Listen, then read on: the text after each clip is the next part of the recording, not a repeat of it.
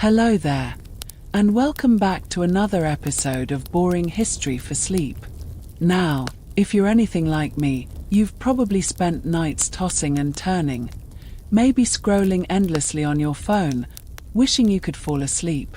For me, the only thing that ever worked was listening to long, slow stories on YouTube. Stories about history. Stories that weren't too exciting, but just interesting enough to keep my mind from wandering. So that's what this channel is all about. A place where we take real history and tell it in the calmest, most relaxing way possible.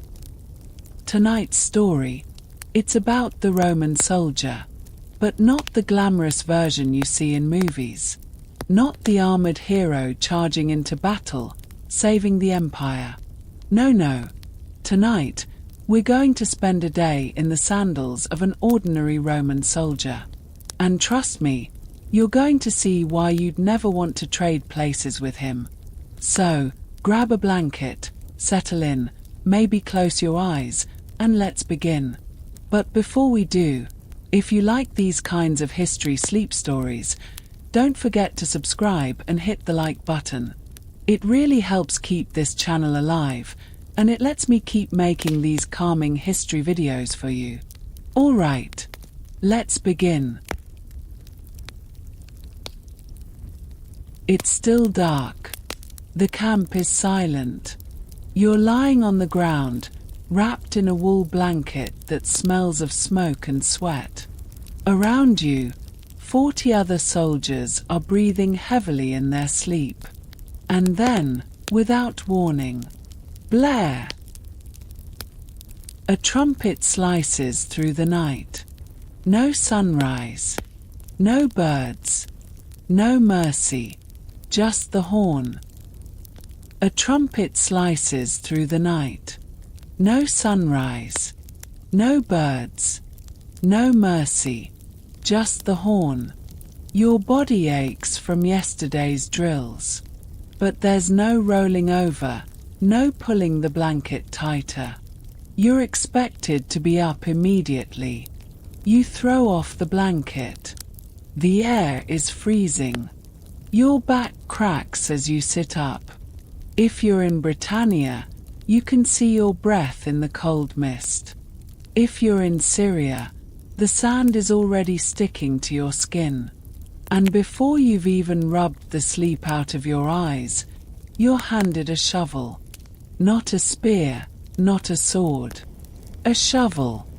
Because the Roman soldier's first enemy is dirt. You dig trenches, ditches, fortifications, over and over, every single day. The empire didn't build itself with marble and slaves, it built itself with the sweat of soldiers. By the time the horizon glows with the first hint of sun, your hands are blistered, your tunic is soaked, and you already want to crawl back into the blanket. But the day hasn't even started. Then comes training. Endless, mind-numbing drills. Marching in formation until your legs feel like wood. Throwing javelins at targets until your shoulders burn. Swinging your sword over and over until you can barely grip the handle. The officers don't care if you're sore. They don't care if you fought yesterday. Discipline doesn't take days off. Finally, after hours of labor and drills, you're given breakfast. If you can even call it that. A chunk of bread. A ladle of porridge. Maybe, a scrap of salted meat. It tastes like ashes, but your body doesn't care. You shovel it in. And then the horn blows again. Work isn't finished. Training isn't finished. The day is just getting started. You think sleeping on straw was rough? Wait until you meet the road. Romans didn't just walk. They marched. With armor, shield, javelins, rations, stakes for the camp, and a shovel strapped to your back. That's 25 kilos pressing down on you before you even set foot outside the fort. The centurion shouts, "Ad senior!" And off you go. The dust rises, the sun bakes your helmet, and the man in front of you sweats so much, you could swear you're drinking his body odor with every breath. Forget the scenic hills of Italy. Marches often meant uneven stones, muddy plains, or ankle-twisting roads hastily carved through enemy territory. Every soldier dreams of stopping, but you don't stop. You keep in formation. A broken line is a dead legion, and if you stumble, the man behind you kicks you forward. It's not personal. He just doesn't want to be whipped by the centurion for breaking ranks. And the worst part. The silence. No jokes, no chatter. Just the sound of 1,000 hobnailed sandals crunching the earth. Hours turn into days. And by the end of it, your legs tremble like a drunk senator's speech. When you finally arrive, there's no collapsing in the grass. No, the fun part comes next. The Romans didn't just sleep in ditches or caves. Every single day, after hours of marching, they built a fully fortified camp. Stakes hammered into the ground. Ditches dug chest deep. Defensive walls thrown up with mud and timber. And you're the laborer. That shovel you carried all day. It wasn't decoration.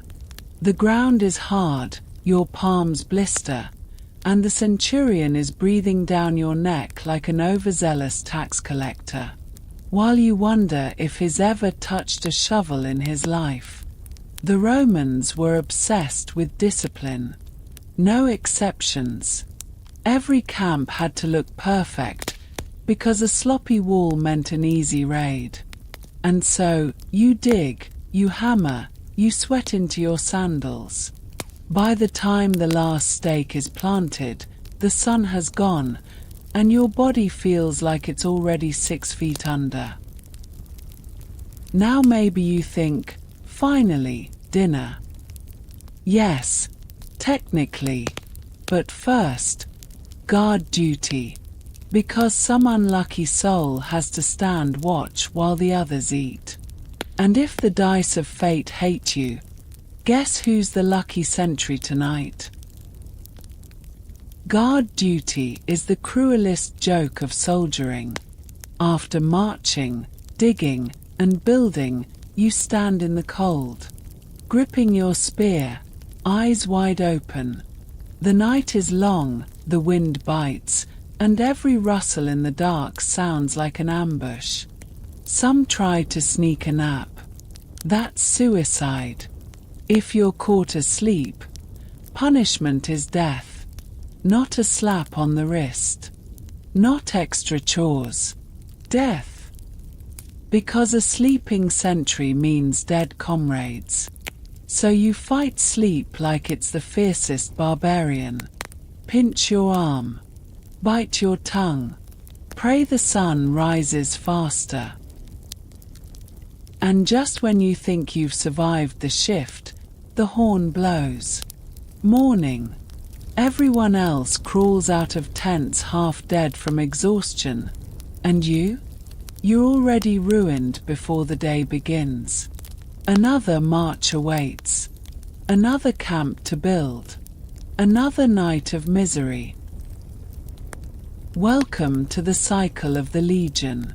Step by step, wall by wall, night by night, it's not glorious battles that break men.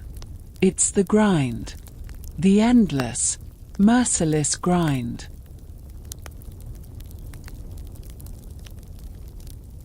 You'd think the hardest part of being a Roman soldier would be facing the enemy. But no, the real enemy greets you every morning, waiting neatly in pieces on the floor of your tent: your armor. The larica segmentata looks impressive when polished. All those interlocking iron plates, shining like a second skin of steel. To the civilians who catch a glimpse as you march through their towns, it's awe-inspiring. They point, whisper, sometimes even cheer. To them, you look untouchable, like Mars himself has lent you his armor. But to the man who has to wear it, day in and day out, it's less divine gift and more iron curse. The ritual begins before the sun clears the horizon. You lift each plate, buckle each strap, tug each leather thong into place. If you're lucky, the straps haven't rotted in the damp. If you're unlucky, one will snap as you're fastening it, and you'll spend half an hour cursing and repairing while your comrades look on, impatient, because no one marches until the line is complete. And nothing enrages a centurion more than delay. When the armor is fully on, you're reminded, instantly, that the designers never cared for comfort. The plates dig into your ribs. They pinch when you twist, and the edges catch when you bend to lift your pack. A soldier learns quickly that pain is simply the background music of the day. And then comes the galea, the helmet. Bronze, heavy, with cheek guards that press into your jaw so firmly you can barely talk. Some men develop sores where the metal rubs. Others lose patches of hair where the padding shifts. Once that helmet's on, the world narrows. Sound is muffled, your vision is limited, and sweat begins dripping down your face before you've even stepped outside. Next, the scutum, the great shield. Taller than your chest, wide enough to hide a man. It's beautiful craftsmanship, layers of wood glued together, covered in leather, painted with the red and gold of Rome. To the enemy, it's terrifying. To you, it's a door you've promised to carry for 20 miles. The straps bite into your shoulder. Your arm feels like it belongs to someone else by the end of a march. And God's help you if the wood swells in the rain, it doubles the weight. Then the pilum, the heavy throwing spear. And, finally, your pack, your sarcina. That's the cruelest part. In it is everything you need to survive: cooking gear, a cloak, a week's worth of grain, a water skin, tools for digging. Combined, it feels as if you're carrying another man piggyback. The army jokes call us Marius's mules, after the general who decided soldiers should carry their own supplies. A joke, yes, but it doesn't make the burden lighter. And so, before a march even begins, you stand in line already weary. The sun hasn't risen, but your shoulders ache. Sweat trickles under the plates. The leather straps rub your skin raw. You wonder, as you shift the weight from one foot to the other, whether you'll ever again know what it feels like to move without iron shackles binding your chest. But here's the cruel genius of it. After a few miles, after a few weeks, after a few years, you stop noticing. The armor becomes you. Your back adjusts, your muscles harden, your skin toughens. Pain doesn't vanish, no, but it fades into something else: familiarity. You begin to feel strangely naked without the plates, the shield, the helmet. That's the Roman trick. They don't just clothe you in armor. They forge you into it.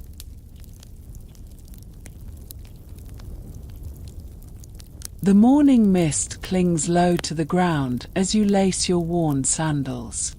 The straps bite into calloused skin, still raw from yesterday's grind. The centurion's voice, sharp as a blade, echoes across camp, add senior to the standards. You fall into formation, pack straps digging deep into your shoulders. The burden on your back is merciless: armor, shield, spare weapons, tools, rations. Nearly half your body weight, pressing down with every step. And step you must, because the Legion's pace is not a walk. It is a steady, brutal rhythm, one that grinds bones and tests spirits. Hours blur together. The dust rises with every footfall, clogging your throat, coating your skin. Sweat streams down your spine, soaking the linen beneath your armor. There is no escape from the heat, no shade, no pause beyond a sip of lukewarm water snatched during a short halt. To distract yourself, you count 100 steps, another 100, another.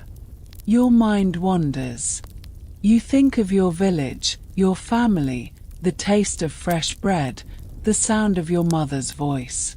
But the image fades, drowned by the tramp of sandals and the barked commands of officers. A comrade beside you stumbles, knees buckling under his load. The Optio strikes him with a vined staff, shouting for him to rise. He does, teeth clenched, face pale with exhaustion. Falling behind is not an option. The Legion moves as one, and no man may falter without paying a price. By midday, the heat is savage. Your tunic clings like a second skin, your shield strap saws at your collarbone. Every muscle burns, yet you march. Because you must. Because the Legion does not stop. Only when the sun begins to fall does the order come. Halt. Drop packs. Relief floods your body, but it is fleeting.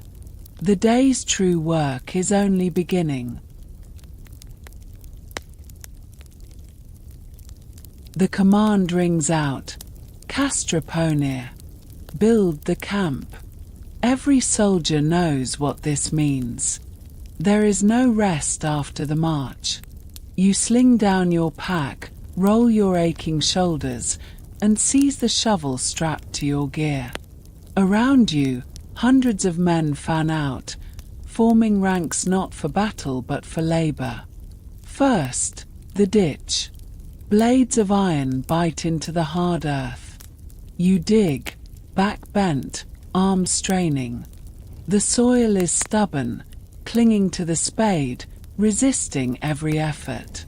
Sweat pours from your brow, dripping into your eyes.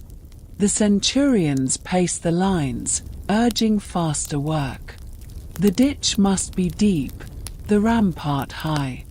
No enemy can catch a Roman legion unprepared. When your turn at the shovel ends, you shoulder logs, stacking them for palisades. The wood is rough, splinters tearing at your palms. Your back screams in protest, but you lift, and you carry, and you set them in place. The camp begins to take shape, square, precise, ordered like everything Roman. Fires spark as night falls, the smell of smoke mixing with sweat and soil. Tents rise, leather stretched taut over wooden frames. Shields are stacked, weapons readied, sentries posted.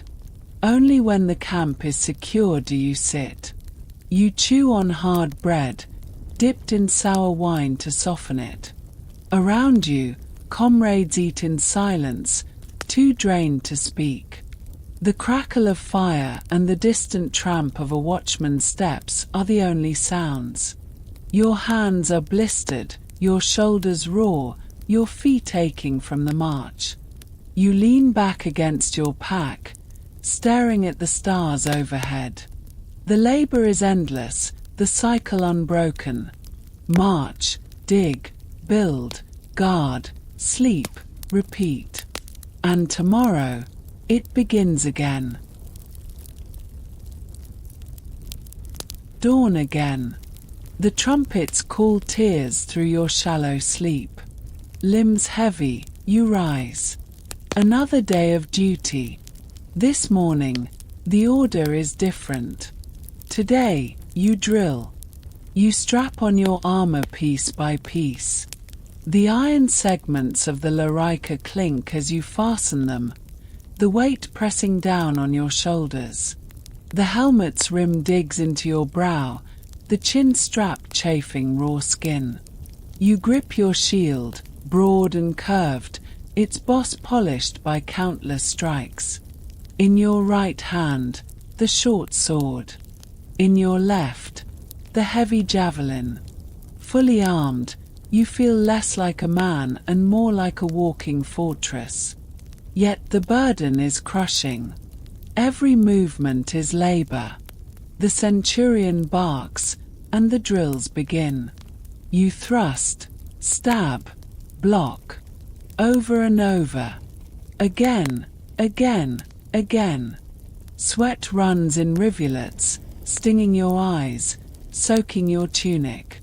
The sun climbs, merciless, but the drills do not stop. Shorter thrusts. The centurion roars. Aim for the vitals. Strike like a serpent. You lunge, shield raised, sword darting forward. The motion is sharp, efficient, but endless repetition dulls your strength. Muscles burn, arms tremble. Still, you continue. Then the order comes to advance in formation. Shields interlock, a wall of wood and iron. Step, thrust. Step, thrust. The ground shudders with the rhythm of the legion's advance. By midday, you are drenched, your armor scorching hot beneath the sun. Breathing is a labor, each inhalation tasting of metal and dust. When the drills finally end, you stagger back, every limb quivering with fatigue. The centurion surveys you all, his face hard, unyielding. Then, at last, he nods. You will fight like Romans. And you believe him, because you have no choice.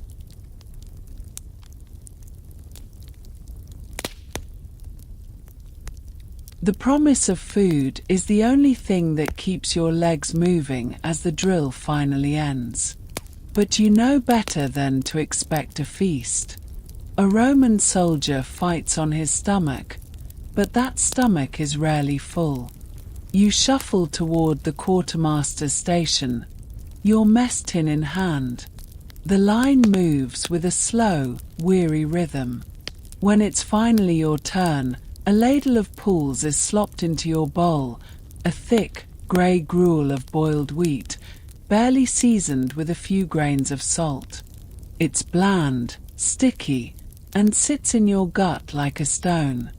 Next, a hardtack biscuit, so durable it could be used as a building material for the camp you just finished. You have to soak it in your watered-down wine, Posca, for several minutes before your teeth can risk it. The Posca itself is sharp and acidic, a vinegar-like brew meant to mask the taste of questionable water and ward off illness. It cuts through the dust in your throat but does little to quench your thirst. If you're lucky, a small piece of cheese or a strip of salted pork might come your way, but not today.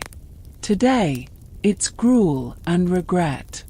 You find a spot to sit against a supply cart, too tired to seek out your contubernium's fire.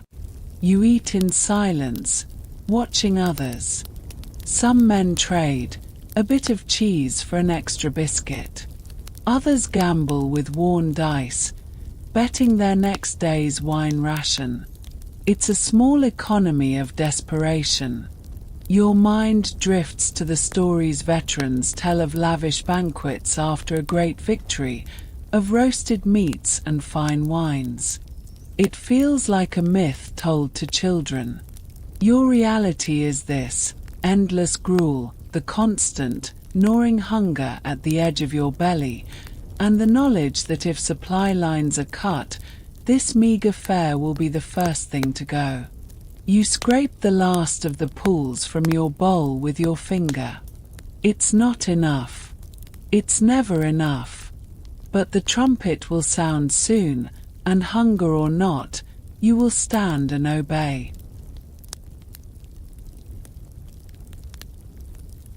Discipline is the backbone of the Legion. You know this. You've always known it. But knowing it and feeling its bite are two very different things.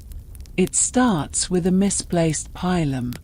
During weapons inspection, your gladius is found to have a spot of rust near the hilt. You'd cleaned it for hours the night before, but the damp air and your sweat had done their work. The centurion, Cassius, stops before you. His eyes, cold as flint, scan the blade. He doesn't yell. His silence is worse. "Name," he says, his voice low and flat. "Gaius," you reply, your throat tight.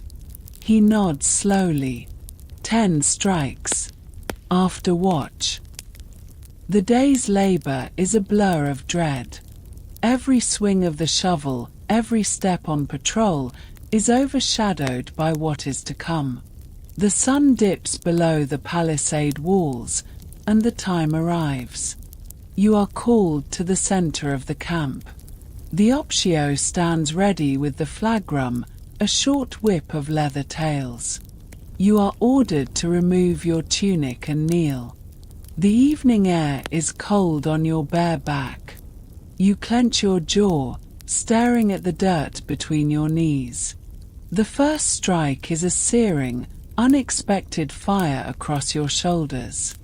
You grunt, biting down on a cry. The second follows quickly, then a third. Each lash is a precise, brutal explosion of pain. You lose count. Your world narrows to the impact, the sting, the hot trickle of blood down your spine. Around you, the camp is silent. No one watches, no one dares. Punishment is a private, public affair. It is a lesson for all, delivered on the skin of one. When it is over, your back is a map of raw, burning agony. The optio helps you to your feet, his grip impersonal. Don't let it happen again. You pull your tunic on, the rough wool scraping against the wounds. You walk back to your tent, back straight, refusing to limp. The pain is a constant, throbbing reminder. The rust is gone from your blade, but the memory of its cost is branded deeper than any lash mark. Discipline is the backbone of the Legion, and tonight, yours is on fire. You draw the night watch, again. Of course you do. Fortune has never favored you. The night is pitch black, the moon and stars smothered by thick, low clouds. Then the rain begins. It's not a gentle shower but a cold, relentless downpour that finds every gap in your armor and every threadbare spot in your cloak. You stand at your post on the rampart, water streaming off the brim of your helmet, your pilum a heavy, useless weight in your hand. The world shrinks to the few feet of muddy wall you can see by the guttering light of a nearby torch, its flame hissing and spitting against the wet. Your senses are stretched to their limit. Every drip of water from a leaf sounds like a stealthy footfall. Every shift of the wind in the trees beyond the ditch sounds like the rustle of an approaching war band. You are alone with your fear and the cold, a sentry against the endless, dripping dark. Time loses all meaning. An hour feels like a lifetime. Your body trembles, a constant, uncontrollable shiver that starts in your bones. Your fingers, clenched around your spear, are numb and stiff. Your sandals are filled with mud and ice-cold water. This is the true enemy. Not the Gaul or the German in the forest, but the cold, the wet, the crushing loneliness, and the fatigue that threatens to pull you into the abyss. To sleep on watch is a death sentence, and the rain is a torturer, relentlessly trying to break your will. You think of your dry bedroll in the tent, the warmth of your contubernarium's bodies packed close together. It feels like a memory from another life, a paradise lost. You shift your weight, trying to coax feeling back into your frozen feet, and peer once more into the impenetrable blackness. The watch continues. The rain does not.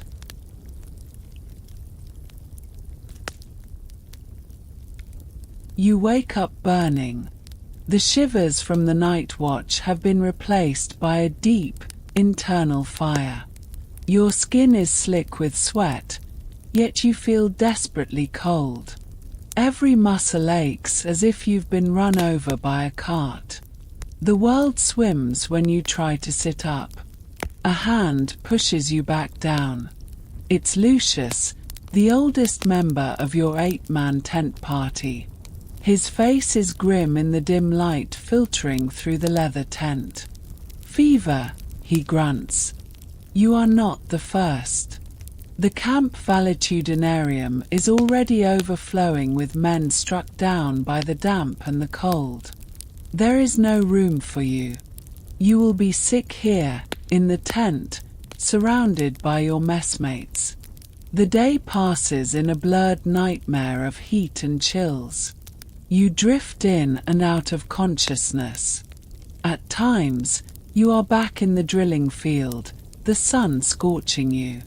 At others, you are back in the rain on the wall, freezing. Someone forces a few sips of Posca between your cracked lips. It tastes like metal and mud. You are vaguely aware of the others moving around you, their voices low and worried. They are not just concerned for you. A fever in the tent is a threat to all. Sickness can decimate a legion faster than any enemy army. The camp medicus comes once, a harried man with blood-stained hands. He looks at you, feels your forehead, and prescribes more Posca, rest, and a prayer to Febris, the goddess of fever. His helplessness is the most terrifying thing you've seen yet. You are alone in this fight. Armor and sword are useless against this enemy. All you can do is lie there and burn, hoping your body is stronger than the invisible thing trying to consume it from within.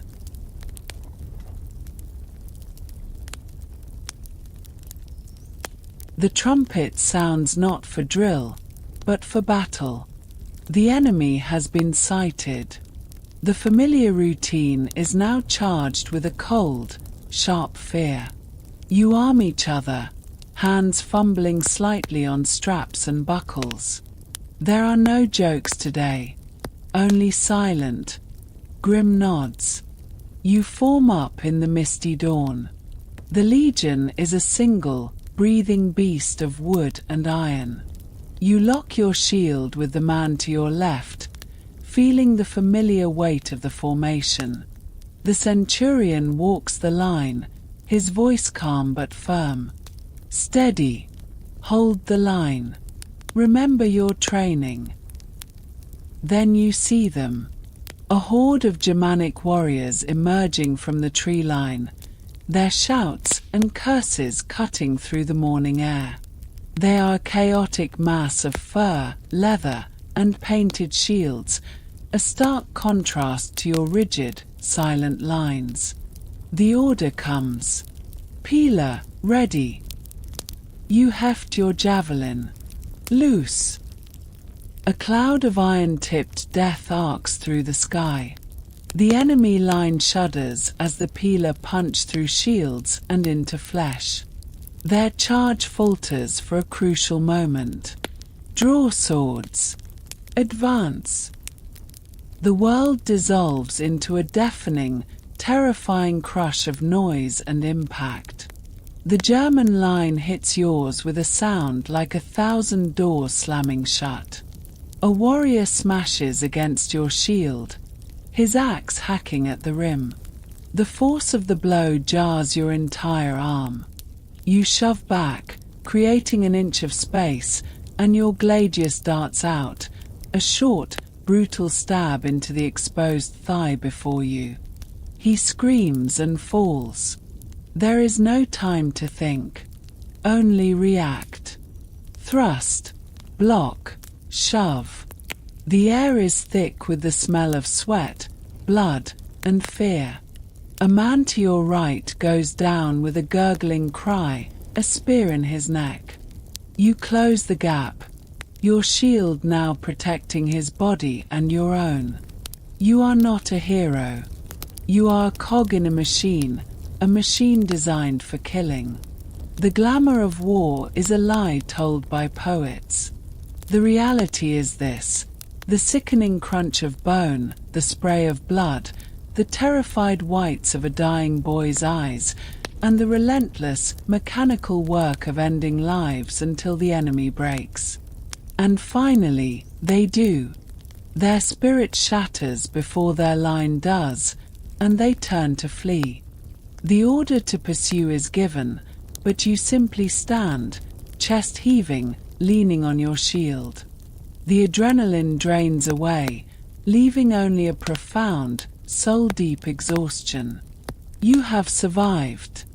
But as you look at the carnage around you, you are no longer sure what that means.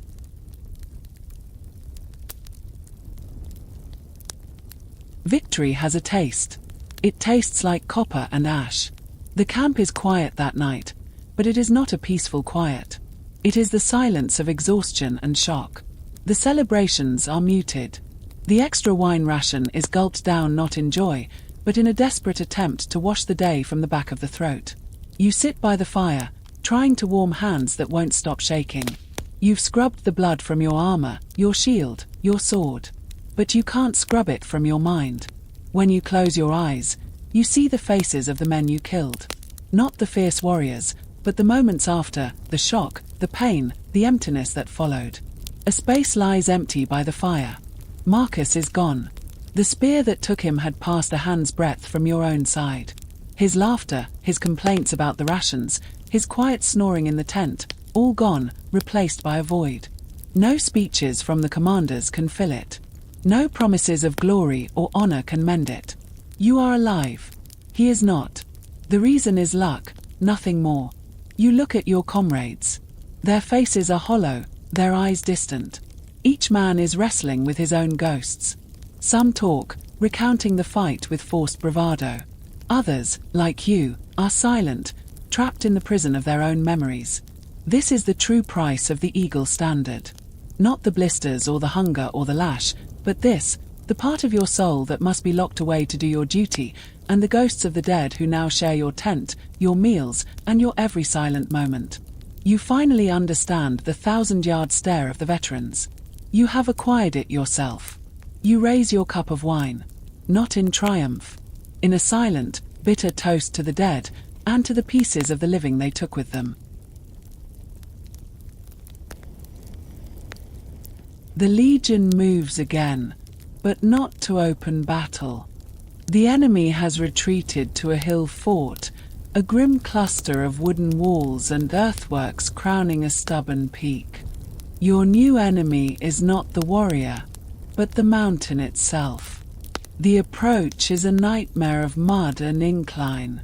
Wagons bearing the siege engines, the massive ballistae and the skeleton of the soon-to-be-built ram constantly get stuck.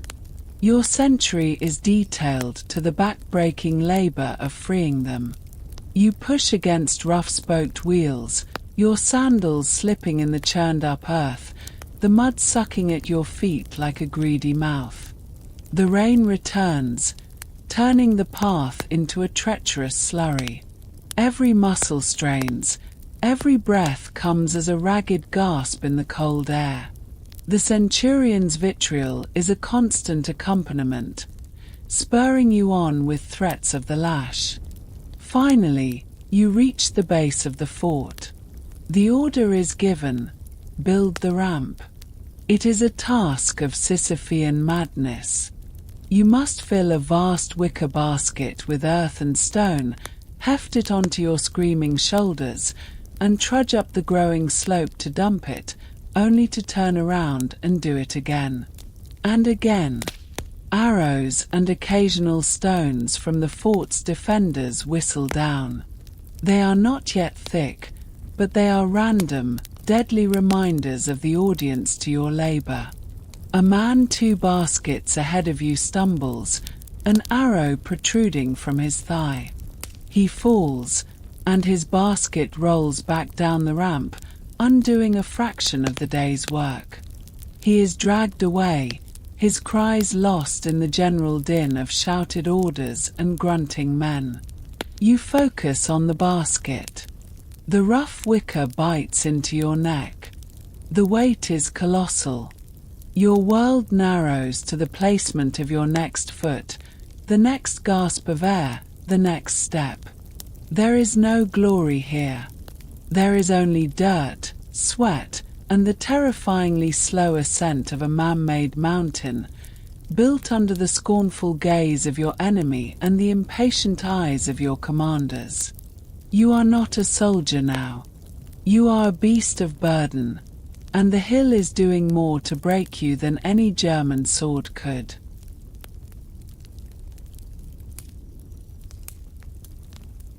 The ramp is complete.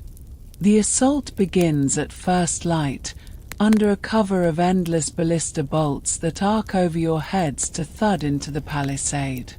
The great battering ram, a monstrous tree trunk tipped with iron and housed in a leather-roof shed, is rolled forward. Your sentry is part of the shield guard, tasked with protecting the ram's crew. You advance in a testudo, a tortoise of overlapping shields held over your heads and to the sides. The sound is immediate and deafening. Stones, arrows, and thrown spears rain down upon your roof, a constant, thunderous drumbeat of hatred. The shield on your left arm is a living thing, shuddering with each impact. A heavy rock smashes into the man next to you. You hear his arm break with a sickening crack, and he drops out of formation with a choked cry. The gap is instantly closed. There is no time to mourn. You are in darkness, moving blindly forward in the cramped, sweating, metallic-smelling confines of the testudo. Your world is the back of the man in front of you and the relentless hammering on your shield. The ram reaches the gate. The rhythmic, world-shaking boom begins. It vibrates up through your feet. Then the horror changes. A new sound sizzles through the air. Pots of burning pitch smash onto the testudo. Fire drips through the gaps in your shields. The man to your right screams as a glob of sticky flame adheres to his leg. The smell of roasting meat and burning leather fills the air. Panic threatens to unravel the formation. "Hold!" The Optio screams, his voice raw. "Hold the line!" You hold, teeth gritted, as the world above you burns. Embers singe your neck. Smoke stings your eyes, but you dare not lower your shield. The ram booms on. You are no longer a man, but a component in a machine of destruction, breathing fear and smoke, praying the gate gives way before the fire consumes you all.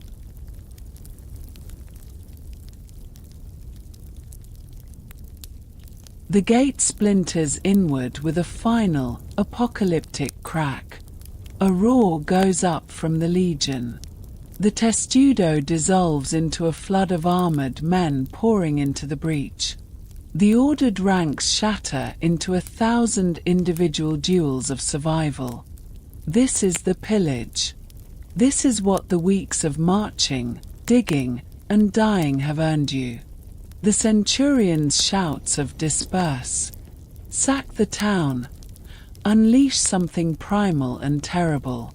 The fort is a chaos of screaming, smoke, and violence. A German warrior lunges at you from a doorway. Your gladius finds his gut almost on instinct before he can swing his axe. You shove his body aside. Your breath is coming in ragged, adrenaline-soaked gasps. Around you, your comrades are no longer soldiers but avengers and thieves. A tent party kicks in a door. You hear the shatter of pottery, the splinter of wood, and a woman's scream that is abruptly cut short. You push deeper, into a larger hut that might belong to a chieftain. Inside, it is dark and smoky.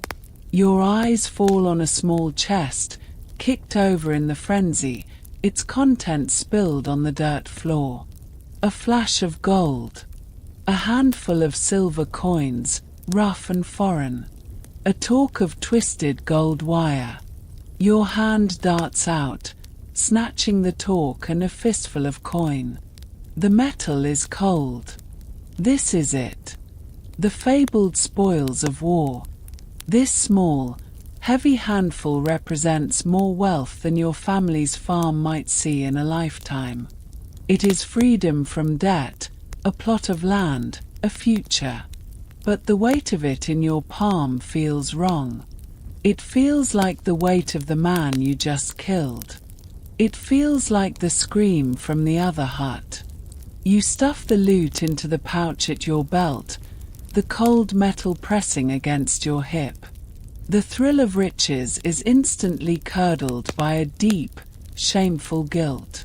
You have survived the breach, but you fear a different part of you has been broken inside these walls. The victory loot feels less like a reward and more like payment for a sin you didn't know you could commit.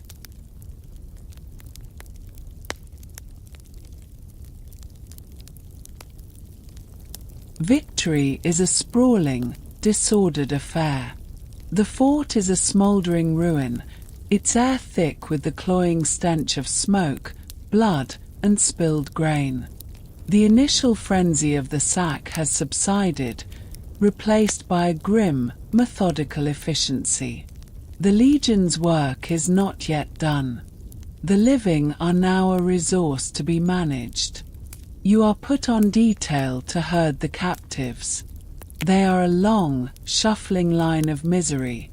Women, children, the old, and the few men not left dead on the walls. Their faces are blank with shock or contorted with a silent, seething grief.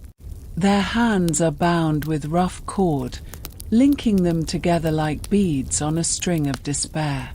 Your job is to keep them moving, to prevent anyone from falling behind or trying to flee. It is a hollow, ugly duty. A child, no older than 5, stumbles and falls, dragged by the cord attached to his weeping mother. You nudge him with the butt of your pilum, not hard, but enough to make him scramble back to his feet. The mother spits a curse at you in her guttural tongue. You don't need to understand the words. The hatred in her eyes is a universal language. They are the spoils of war, just like the gold in your pouch. They will be marched back to Roman territory and sold, the profits adding to the legion's coffers or lining the purse of a commanding officer. Their lives, their futures, their family bonds, all erased, converted into currency. You try to harden your heart, to see them as the veterans do. Just another form of plunder, less valuable than good Spanish steel but easier to transport. But you can't. You see the old man whose eyes hold the same weary resignation as your own father's. You see the young girl, shivering in a thin dress, who reminds you of your sister. The weight of the talk in your pouch feels heavier with every step you force them to take. You are no longer a conqueror on a wall. You are a gaoler on a road. The glory of Rome is written in the dust kicked up by the bare feet of slaves. The silence of the captives is a louder condemnation than any battle cry. You keep your face a stern mask, but inside, the shame festers, a new kind of wound that no medicus can ever treat. The army returns to a permanent fort, a bastion of straight lines and Roman order on the edge of the chaotic wilderness. Here, the spoils of the campaign are officially tallied and divided. You stand in a long, impatient line with the other legionaries. The air is thick with the smell of unwashed men and the metallic tang of anticipation. Before a makeshift tribunal sits the quartermaster's clerk, flanked by stone-faced legionaries from the first cohort. His stylus scratches on a wax tablet as he calls out names and amounts. When your name is called, you step forward. The clerk doesn't look up. Standard share of plunder. Sign here. He indicates a ledger. A small, cloth bag is dropped into your outstretched palm. It jingles. You loosen the drawstring and peer inside. A few silver denarii, a handful of lesser sestertii. You mentally calculate it. It is a pittance. It is less than a month's pay. It is the official, sanitized price for the weeks of terror, the slaughter at the breach, the guilt of the captives, and the weight of the stolen talk still hidden against your skin.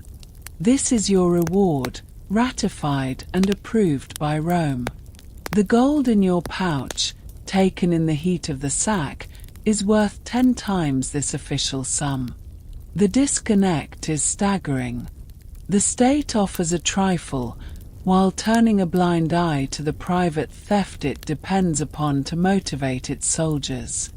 You are expected to pillage, but you are paid like a clerk. You look at the coins in your hand.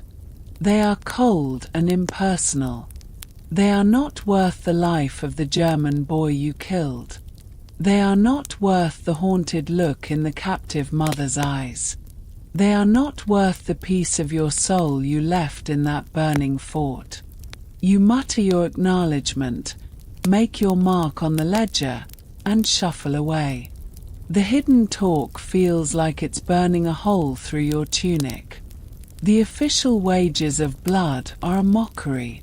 The real price, you realize, was paid by you, and by them, and it is a debt that can never be settled with coin.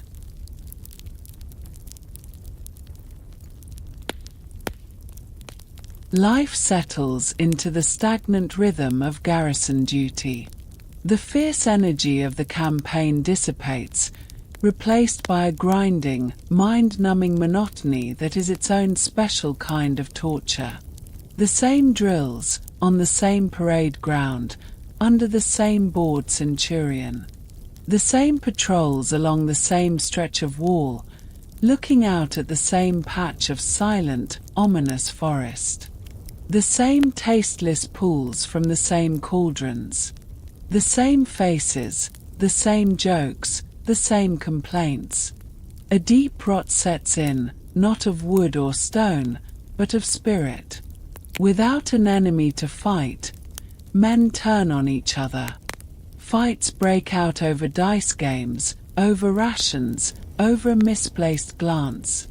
The camp prefect has 2 men flogged for brawling, but the underlying tension isn't dispelled by the lash, it is fed by it. The harsh discipline that held you together on the march now feels petty and oppressive. A man is punished for having a rust spot on his buckle. Another is given extra duties for a poorly folded cloak. The centurions, bored and frustrated themselves, enforce the regulations with a vicious, pedantic zeal.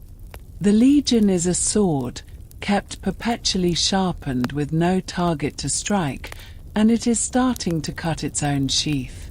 You feel yourself changing. The sharp edge of your fear, honed in battle, is blunting into a dull, constant anxiety. The memories of the fight are no longer sharp flashes of terror. They are a grey fog that hangs over your every moment. You find yourself staring into the middle distance during drill, your body going through the motions while your mind is elsewhere, nowhere. This is the true face of empire. Not the glorious charge, but the endless, weary watch. Not the construction of a mighty ramp, but the slow decay of men left too long in the damp and the cold with nothing but their own thoughts for company. The enemy is no longer beyond the walls. The enemy is the creeping emptiness inside you, the terrifying realization that this dull, grey, relentless routine might be the rest of your life. The wild charge into battle promised a quick death.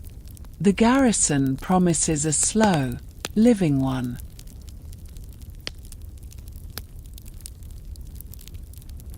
The rot of the garrison seeps inward, from the stagnant routines into the very marrow of the men. It manifests not in fevers or coughs, but in a deeper, more insidious sickness of the soul. You see it in the hollow eyes of the veterans during the long nights, in the way some men jump at the slightest sound, or in the way others simply fade, becoming little more than ghosts who perform their duties by rote. Your contubernium, your tent party of 8, is no longer the band of brothers the recruiters sang of. The shared misery of the campaign has been replaced by a sullen, weary tolerance. Lucius, the old hand, has taken to drinking his wine ration the moment he gets it, his hands trembling until the cup is dry.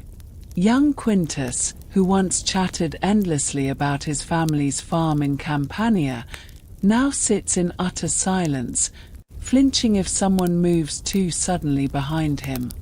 The bonds forged in the mud of the march are rusting in the damp idleness of the fort. You find yourself avoiding their company, taking the longer, lonelier watch posts on the wall just to be away from the oppressive silence of the tent. The night sky, vast and cold and indifferent, becomes your only confidant. You confess your fears to the stars, the memory of the man you killed, the weight of the hidden talk, the gnawing guilt over the captives. The stars offer no absolution, only a silent, eternal witness to your pain. A new rumor begins to circulate, whispered at the latrines or over the evening pools. It speaks of a ghost, the spirit of the German boy you killed at the breach, seen wandering the ramparts on moonless nights, his gut wound glistening in the dark. You know it is foolishness, the product of frayed nerves and guilty consciences. But on the next moonless watch, you start at every shadow, your heart hammering against your ribs. The sickness is not in the air, it is in you. It is the unshakable feeling that the price of your survival is a debt that must be paid, and that your creditor is now patiently waiting within the very walls meant to keep danger out.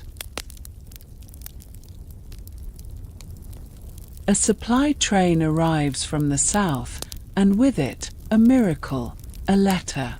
It is given to you by a smirking clerk, a single, battered sheet of papyrus, folded and sealed with a crude daub of wax. Your name is scrawled on the outside in your father's clumsy, unpracticed hand. Your fingers fumble as you break the seal, your heart a wild drum in your chest. You retreat to a quiet corner of the barrack block, your back against the cold stone wall, and devour the words. He writes of home. The harvest was good.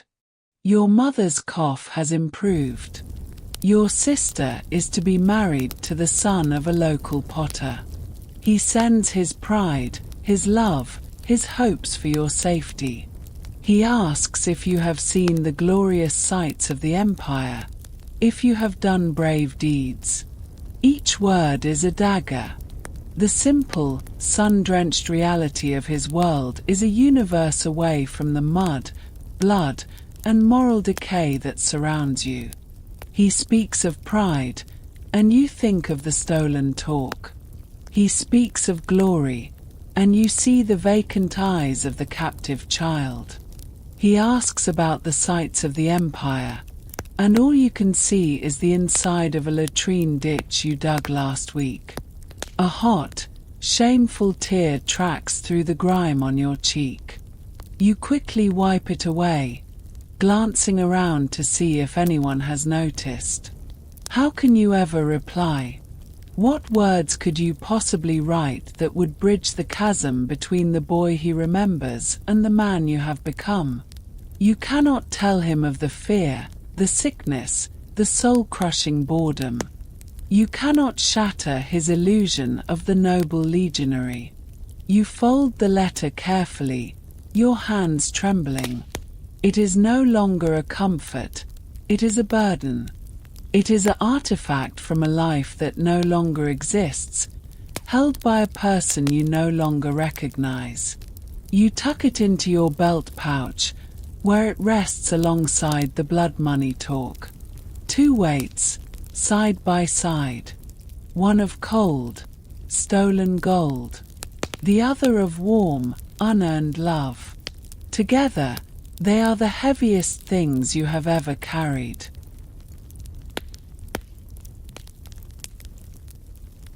The order comes down not with a trumpet's blast, but through the muttered gossip of the centurions. Your time in this miserable outpost is done. The legion is being reassigned, pulled back to the Rhine to regroup and resupply. The news should bring elation. It brings only a numb, weary anticipation. The fort becomes a chaos of organized packing. You roll your worn cloak, strap your scarred armor onto your marching frame, and check the soles of your sandals for the 100th time. The routines are so ingrained they are like a second skin. The hidden talk is sewn securely into the lining of your pack, its weight a familiar secret. On the final morning, you stand in formation one last time in the muddy parade ground. You look at the faces of your contubernium, Lucius, Quintus, the others. You have shared bread, fear, and blood. You have hated each other and saved each other. There are no heartfelt goodbyes. There are only nods, silent and grim. You are bound together not by affection, but by the shared trauma of survival. You will likely never see them again after this campaign, and the knowledge is a relief. The command echoes across the yard. The great gates swing open. You take the first step, then the second, your pack settling into its familiar, cruel groove on your shoulders. You do not look back at the fort. It holds nothing for you but ghosts and bad memories. You march. The road stretches ahead, a ribbon of churned earth leading back toward what passes for civilization. But you know a terrible truth now, one you didn't understand when you first marched out. There is no end to this road. Not really. The destination is just another fort, another ditch to dig, another wall to guard. The enemy will change, The landscape will shift, but the grind is eternal. You are a Roman soldier. This is your life. The marching, the digging, the waiting, the killing. It is a cycle without end. You adjust the grip on your pilum, stare at the back of the helmet in front of you, and put one foot in front of the other. The war is over for now. But your service never ends.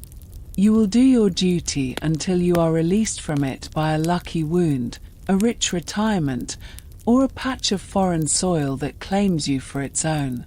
The road goes ever on.